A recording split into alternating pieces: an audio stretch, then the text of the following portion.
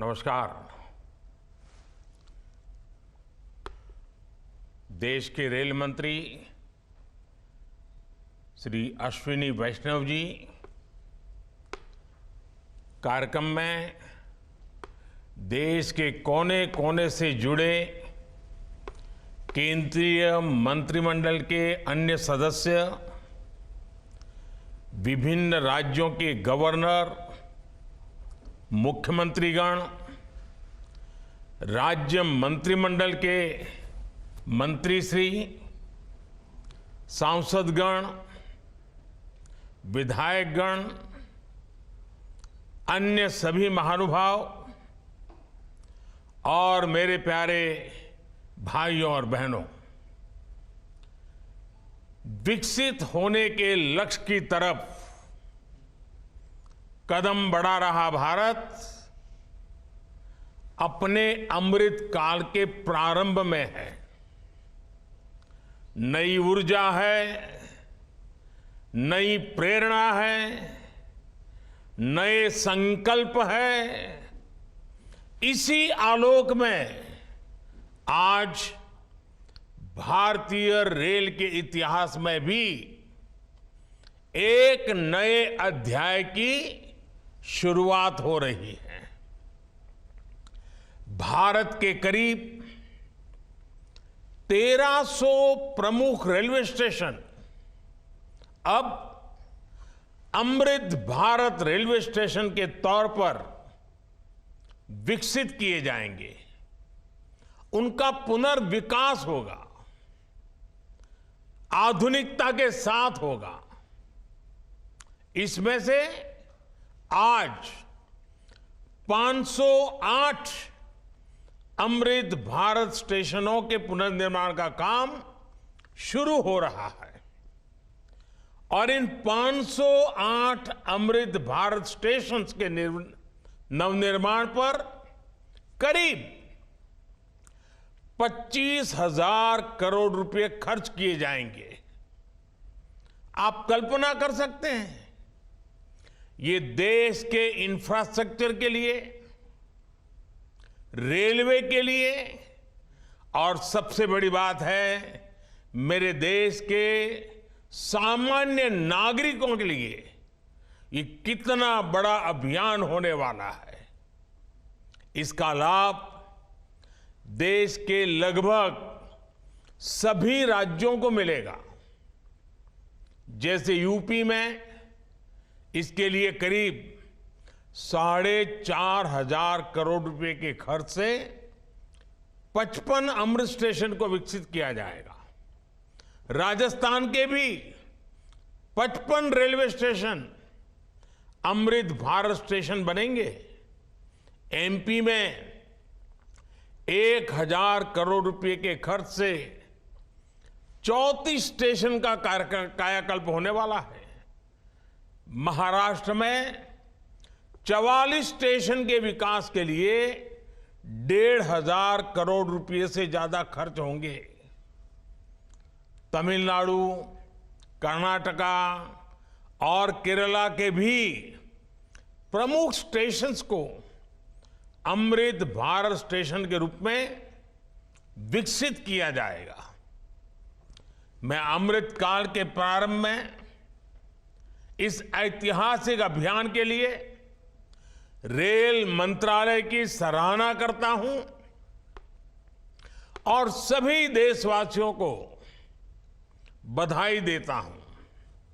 साथियों, आज पूरी दुनिया की दृष्टि भारत पर है। वैश्विक स्तर पर भारत की साख बढ़ी है। भारत को लेकर दुनिया का रवैया बदला है और इसकी दो प्रमुख बातें हैं, दो मुख्य वजह हैं। पहली, आप देशवासी, भारत के लोगों ने करीब करीब 3 दशक बाद, 30 साल बाद देश में पूर्ण बहुमत की सरकार बनाई। वो पहली वजह। और दूसरी वजह है पूर्ण बहुमत की सरकार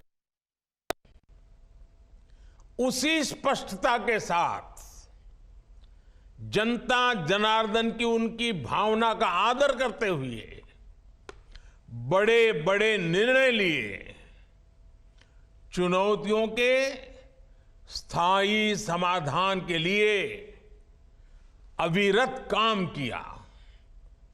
आज भारतीय रेलवे भी इसका प्रतीक बन चुकी है। बीते वर्षों में रेलवे में ही जितना काम हुआ है, उसके आंकड़े, उसकी जानकारी हर किसी को प्रसन्न भी करती हैं, हैरान भी कर देती हैं।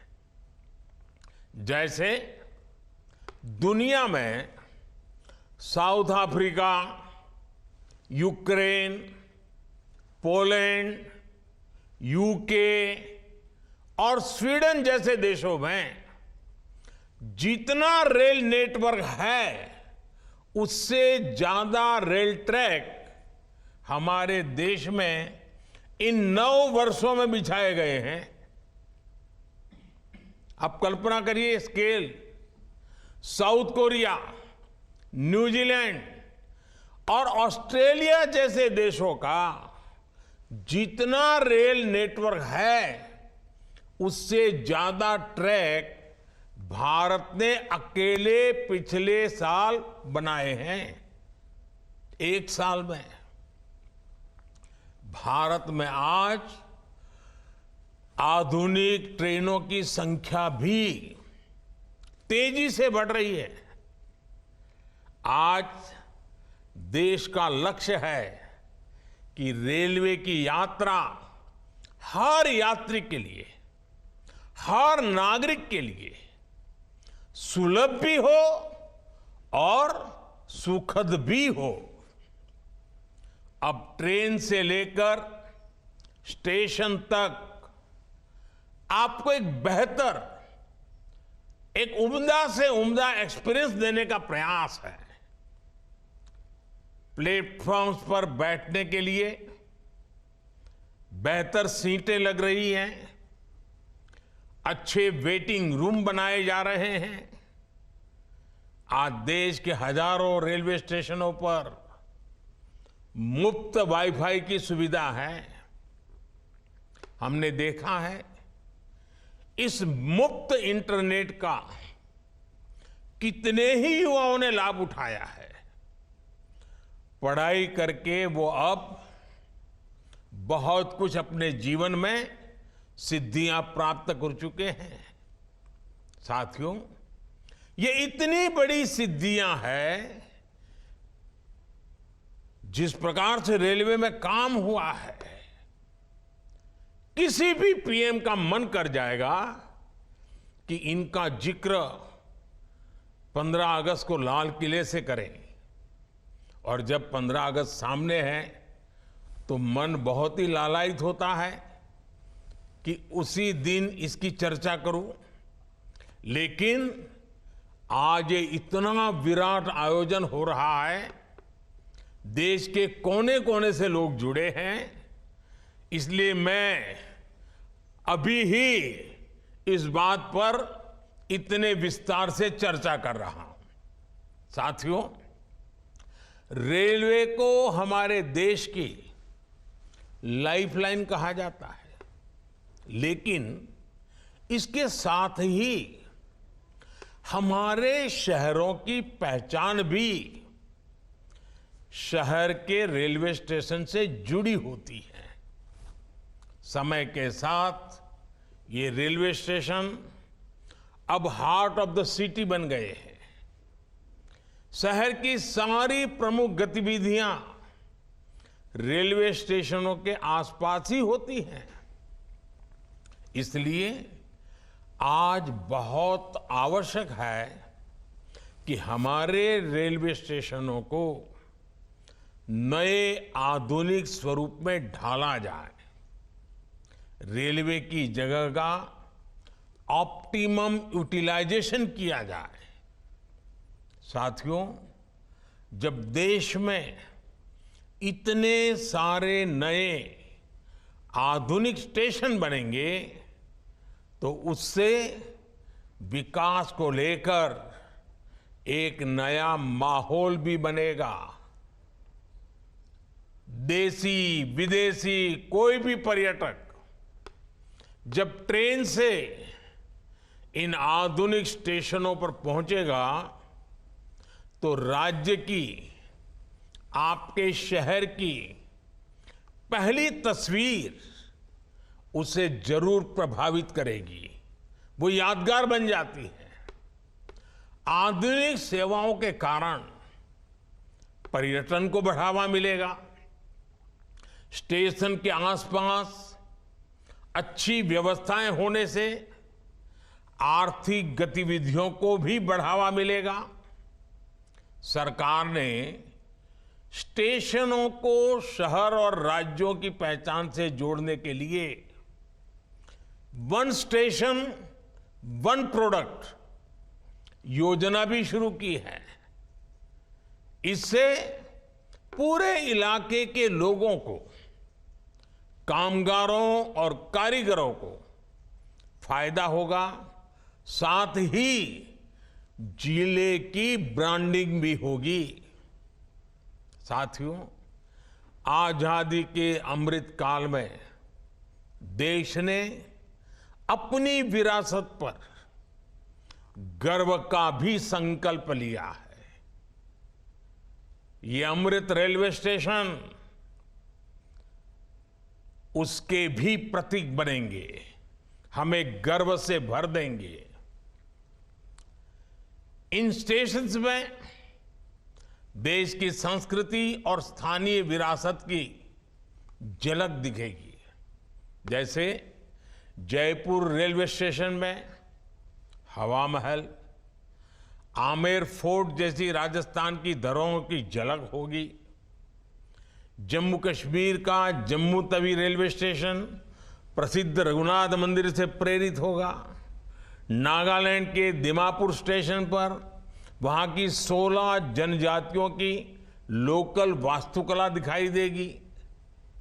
हर अमृत स्टेशन शहर की आधुनिक आकांक्षाओं और प्राचीन विरासत का प्रतीक बनेगा।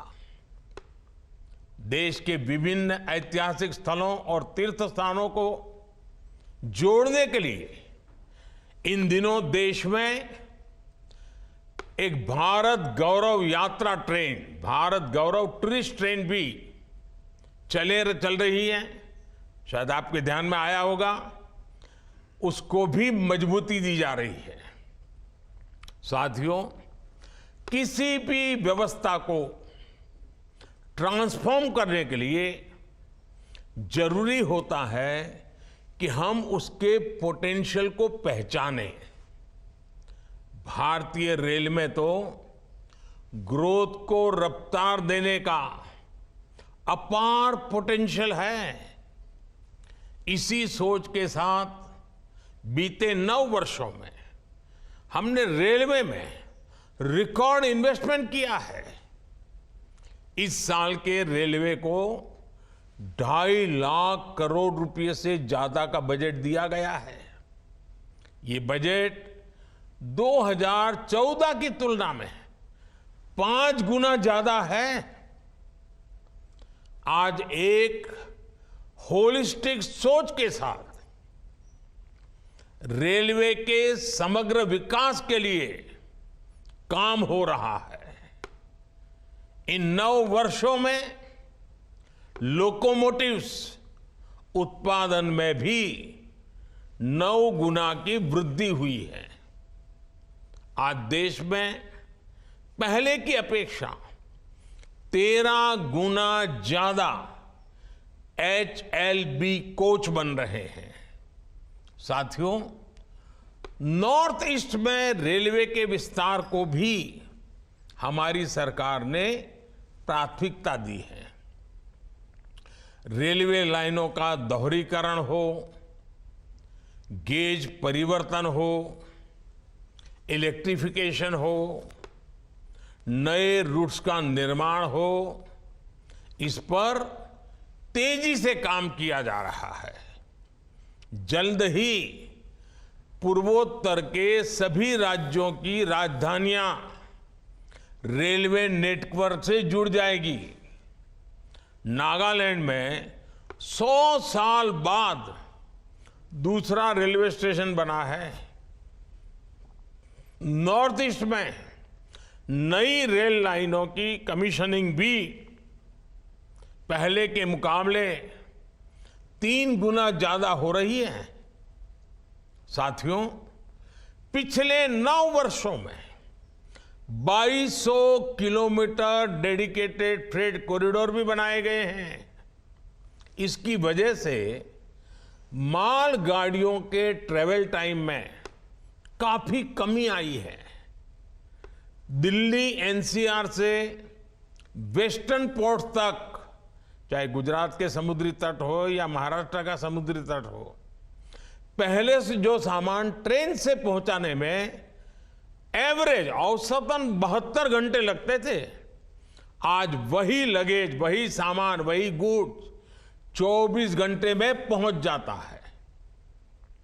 ऐसे ही दूसरे रूट्स पर भी टाइम में 40% की कमी आई है। ट्रैवल टाइम में कमी आने का मतलब है कि मालगाड़ियों की गति बढ़ी है और सामान भी अब ज्यादा तेजी से पहुंच रहा है। इसका बड़ा लाभ हमारे उद्यमियों, कारोबारियों और खास करके हमारे किसान भाई बहनों को हो रहा है। हमारी फल सब्जियां अब ज्यादा तेजी से देश के एक कोने से दूसरे कोने तक जा रही है। जब देश में इस तरह का ट्रांसपोर्टेशन तेज होगा तो उतनी ही तेजी से भारत के जो उत्पाद है, हमारे छोटे मोटे कारीगर, हमारे लघु उद्योग जो कुछ भी उत्पादन करते हैं, वो सामान विश्व बाजार में भी तेजी से पहुंचेगा। साथियों, आप सभी ने देखा है कि पहले रेलवे ओवरब्रिज का कम होने के कारण कितनी दिक्कतें आती थी। 2014 से पहले देश में 6000 से भी कम रेलवे ओवरब्रिज और अंडरब्रिज थे। आज ओवरब्रिज और अंडरब्रिज की ये संख्या 10,000 से ज्यादा हो गई है। देश में बड़ी लाइन पर मानव रहित क्रॉसिंग की संख्या भी 0 हो चुकी है।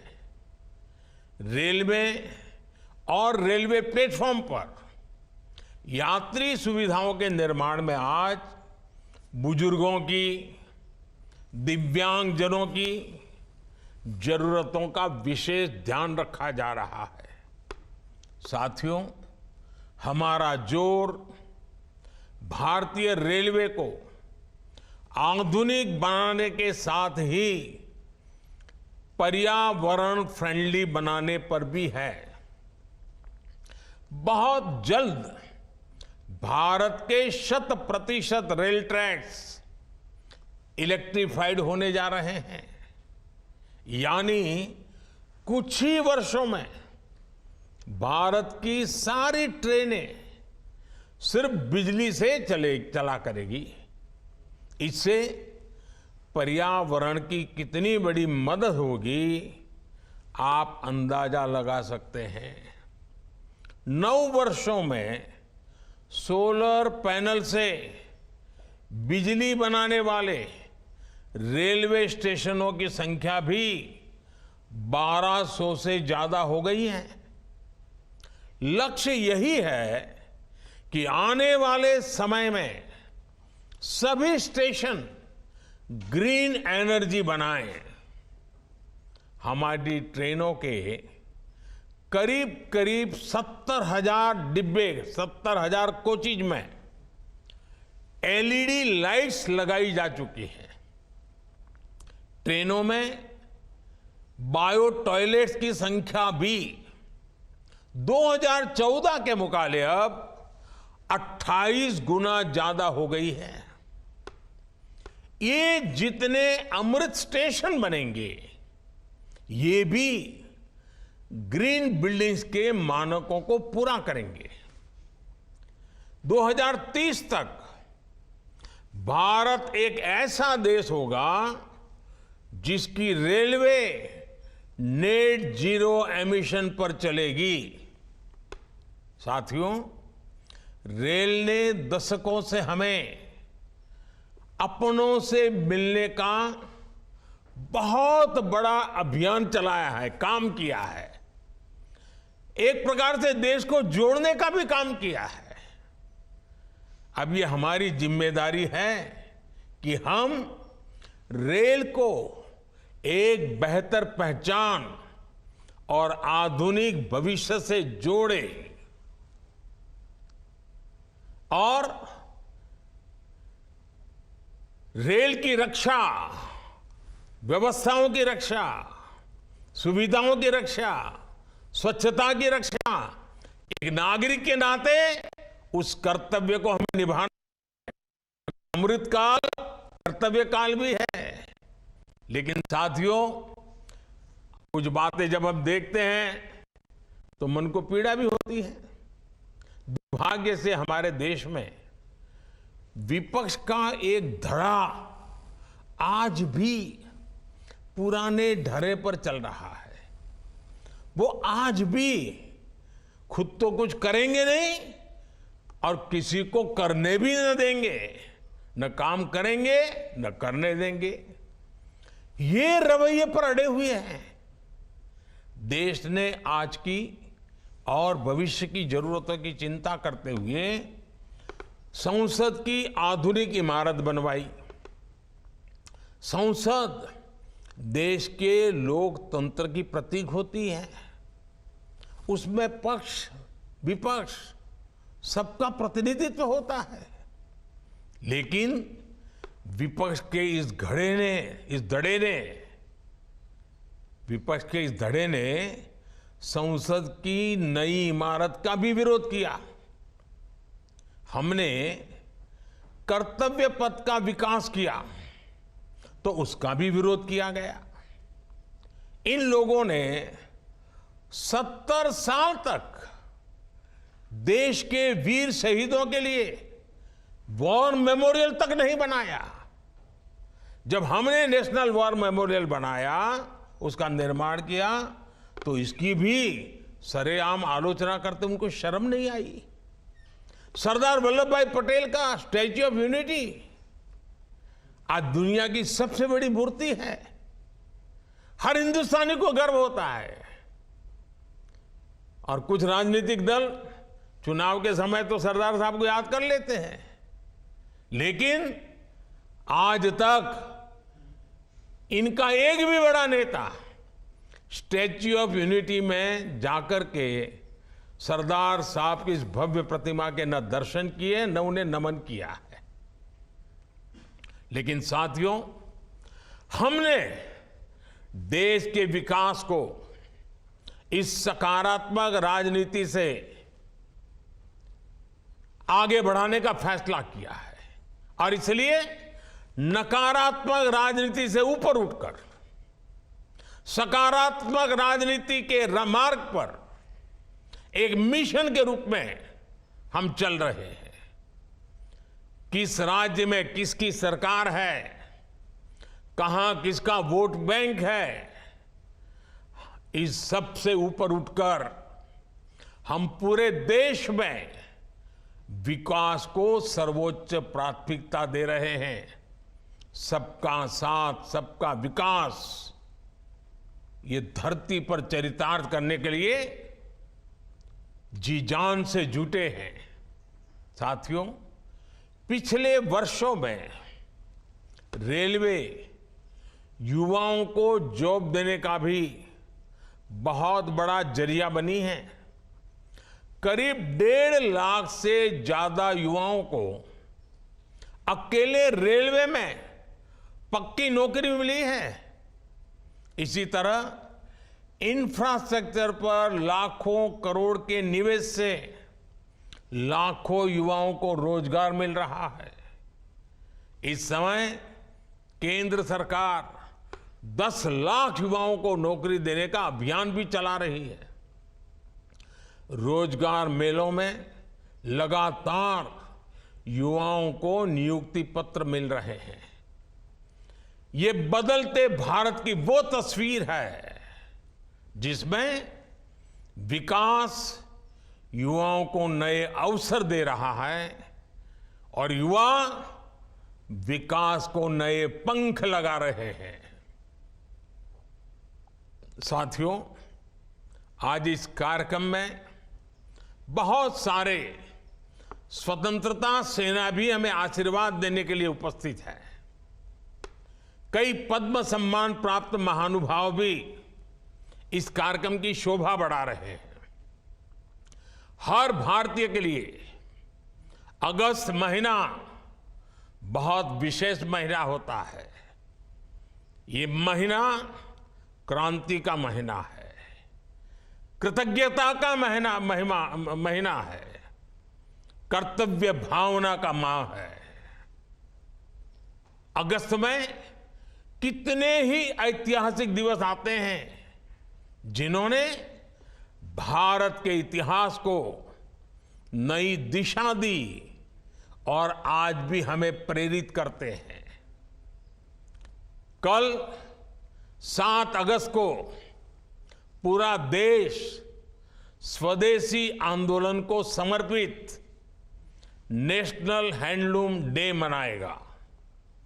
7 अगस्त की ये तारीख हर भारतीय के लिए वोकल फॉर लोकल होने के संकल्प को दोहराने का दिन है। कुछ ही दिनों बाद गणेश चतुर्थी का पवित्र पर्व भी आने वाला है। हमें अभी से इको फ्रेंडली गणेश चतुर्थी की तरफ जाना है। हम कोशिश करें कि गणपति बप्पा की प्रतिमाएं इको फ्रेंडली मटेरियल्स की बनी हो।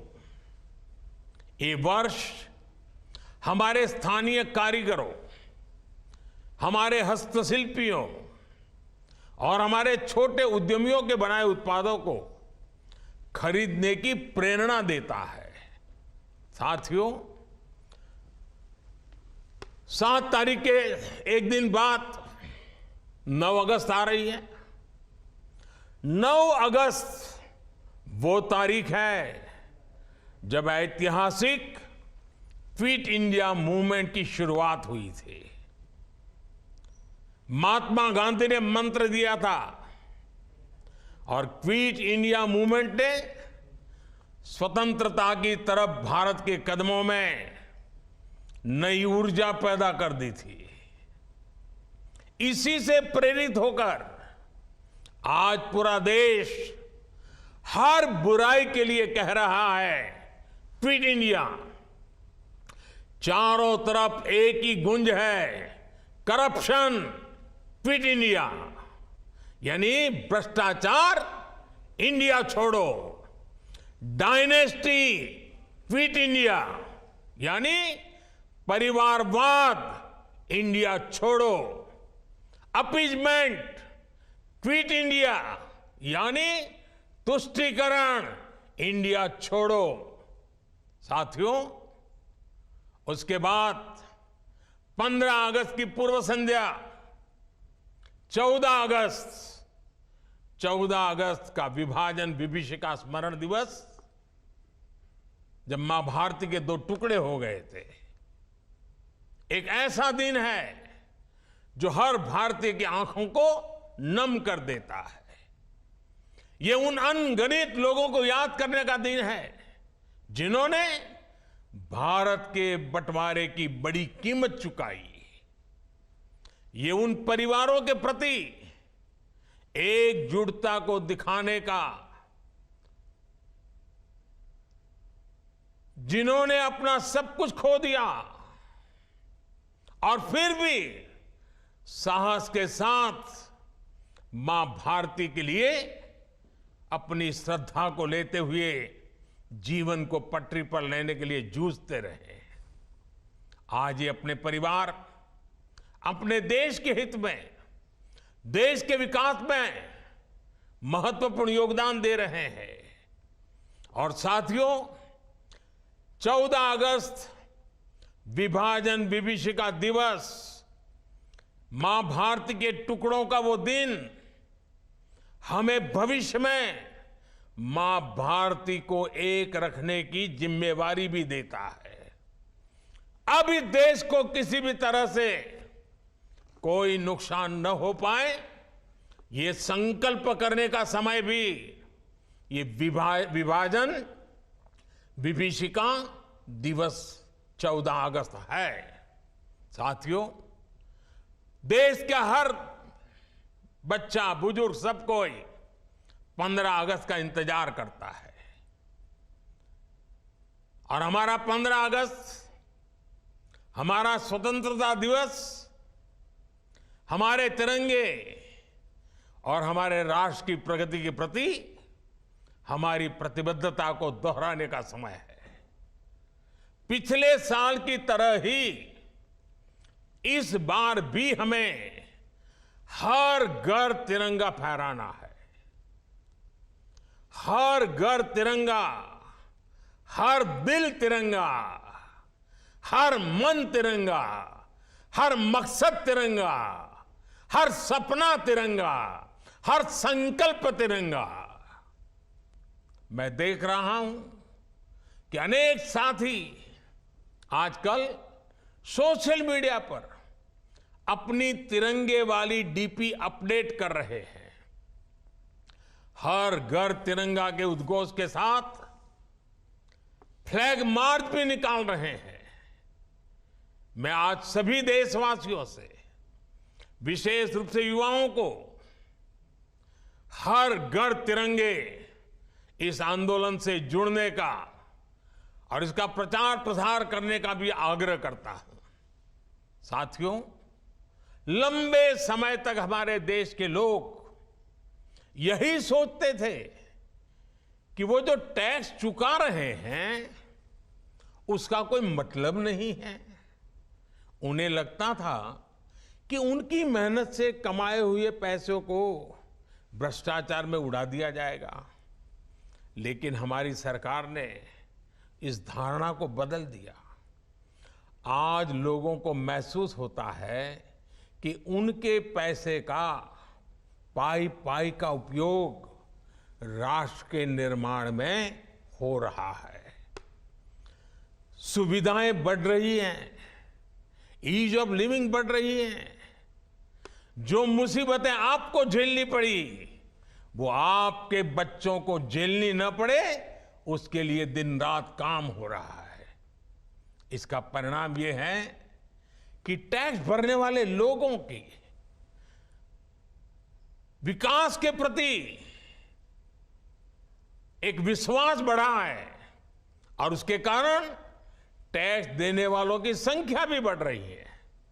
एक समय था जब देश में 2 लाख रुपए की इनकम पर टैक्स लग जाता था। आज ये मोदी की गारंटी देखिए, आज 7 लाख रुपए तक की इनकम पर कोई टैक्स नहीं लगता। इसके बावजूद देश में जमा होने वाली इनकम टैक्स की राशि भी लगातार बढ़ रही है, जो विकास के काम आ रही है। इसका स्पष्ट संदेश है कि देश में मध्यम वर्ग का दायरा लगातार बढ़ रहा है। अभी 5 दिन पहले ही इनकम टैक्स रिटर्न भरने की आखिरी तारीख गुजरी है। इस साल हमने देखा है कि इनकम टैक्स रिटर्न भरने वालों की संख्या 16% बढ़ी है। ये दिखाता है कि लोगों का देश की सरकार पर देश में हो रहे नवनिर्माण पर और विकास की कितनी जरूरत है, इस बात पर भरोसा कितना बढ़ रहा है। लोग आज देख रहे हैं कि देश में किस तरह रेलवे का कायाकल्प हो रहा है, मेट्रो का विस्तार हो रहा है। लोग आज देख रहे हैं कि देश में किस तरह एक के बाद एक नए एक्सप्रेसवे बनाए जा रहे हैं। लोग आज देख रहे हैं कि देश में किस तरह तेजी से नए नए एयरपोर्ट बनाए जा रहे हैं, नए नए अस्पताल बनाए जा रहे हैं, नए नए स्कूल बनाए जा रहे हैं। जब लोग इस तरह का बदलाव देखते हैं तो ये एहसास और मजबूत होता है कि उनके पैसे से नए भारत का निर्माण हो रहा है। आपके बच्चों के उज्जवल भविष्य की गारंटी इन सब कामों में गारंटी है। हमें इस विश्वास को दिनों दिन और मजबूत करना है। और भाई बहनों, ये जो 508 रेलवे स्टेशनों का आधुनिकीकरण हुआ है ना, ये भी उसी दिशा में उठाया गया कदम है। मैं आपको विश्वास दिलाता हूं, अमृत भारत स्टेशंस भारतीय रेल के इस कायाकल्प को एक नई ऊंचाई देंगे।